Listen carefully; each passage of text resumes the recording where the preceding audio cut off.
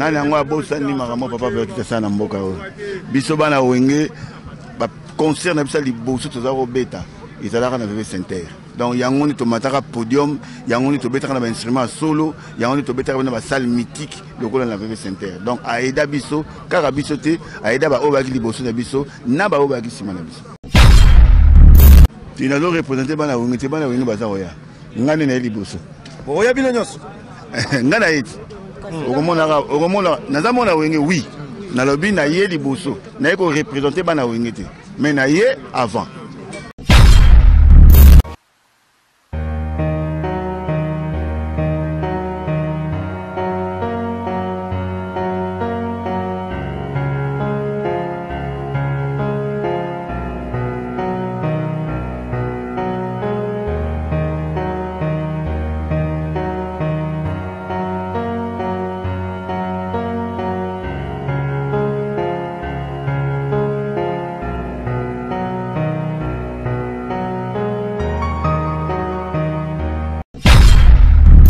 Chers internautes, bonjour et bienvenue à ce 1e numéro de votre émission Dio de Star. C'est bel et bien Dieu Lomata à la présentation de Gatebisagi Bino. Donc, Bissot aux Alarane, Sika Lomata Zali, actualité au bus, parce que comme vous le constatez, nous sommes ici à la morgue de l'hôpital du cinquantenaire. Sika Nini qui quand même, que ça la levée du corps, il y a papa Nabiso Verkis qui a mon na VV, VV na grâce à Roméo, à Zofrom derrière la caméra, Nde Bogomona, ba image, Bogomona, Ndenge Nini, Maramosa s'est déroulé parce qu'après, à l'hôpital du cinquantenaire, tous on a parlé du peuple continuité toujours événement il y a pas M. Verkis qui a mon na borolana ndenge nini bazole et puis quelques intervenants ça quand même moi ba interview par rapport à ndenge artiste monsieur mingi ba monite à na morgue. Je dis un grand merci à mon DG Gira Semboni na confiance au PCD Lomata pourquoi poser avec Kabamba les cordons à mon vieux Bruno Lubika l'argent propre partenaire officiel Venanga pourquoi pas aussi les patrons de Djongo Naimen t'es avantageux d'ailleurs Simon Bidi Shuna Chanel la parisienne bah tout na radio Lomata le gars Rodig Matende Master Yaziz Alukusa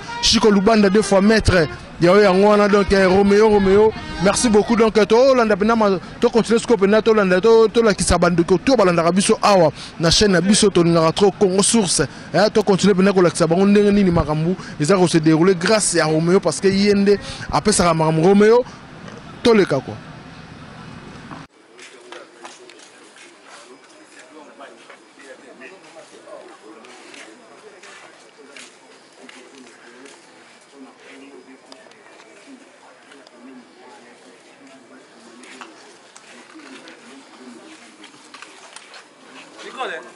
C'est de qui te voit maman.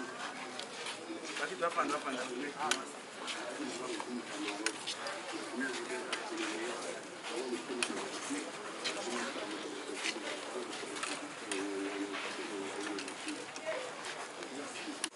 Voilà, les enfants. Bana. Passe pas toi qui toi. Bana, où vous mettez là?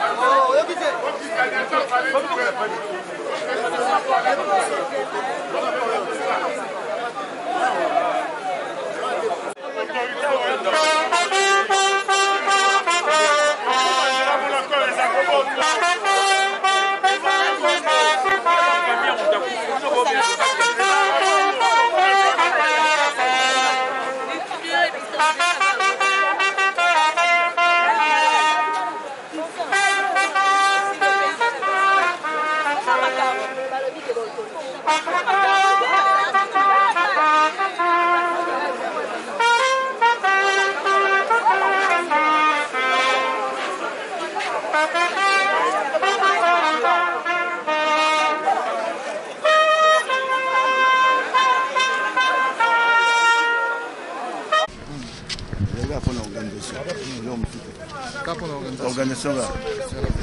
peut savoir quand même les soutiens, les moments que vous avez partagés ensemble, les bons souvenirs que vous avez gardés pour Naï.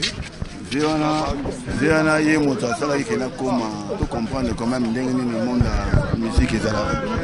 Donc aida biso pena to kota na mama yimiko union ya musicien congolais parce que biso na clan to na biso osaka makambo na ndenge na biso. Mais tant yi abengaka biso personnellement bengaka ngai abisinga Blaise kota makambo ya on a kotaka ça fait presque 15 ans que na kotaka makambo. Les lopes aux la maman tchala mwana ou atiki biso okoki olobanine pona de kambo ekwele lipe bino susu ya maman tchala mwana.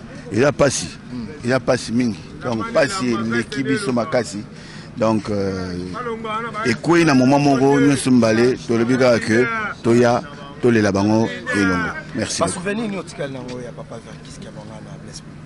Nani yango abosani makambo papa Verkis sana mboka o biso bana wenge concert na bisa liboso toza robeta ezalaka na VV Center donc yango ni tomataka podium yango ni tobetaka na ba instrument solo yango ni tobetaka na ba salle mythique lokola na VV Center donc aida biso kaka biso te aida ba obaki liboso na biso na ba obaki sima na biso. Un mot attaque mwana wenge et na batutu ba hotel la biso parce que vous représenter bana wenge a tu n'as représenter bana wenge te bana wenge baza oya ngane na liboso oya bino nyos ngana eti okomona nazamona wenge oui nalobi na ye liboso na ye ko représenter bana wenge te mais na ye avant okomona bon attends nzembo ni moko tokoyoka yo za misi aye nakomi tuna kao tika président s'il vous plaît OK s'il vous plaît président okatiti na kati po yemda kati pardon bafano balingaka yo nalobani nzembo bando yemba aye nakomi tuna kae moto mwindo auta wapie écoutez ba problème mais les cas. Merci beaucoup. Merci beaucoup.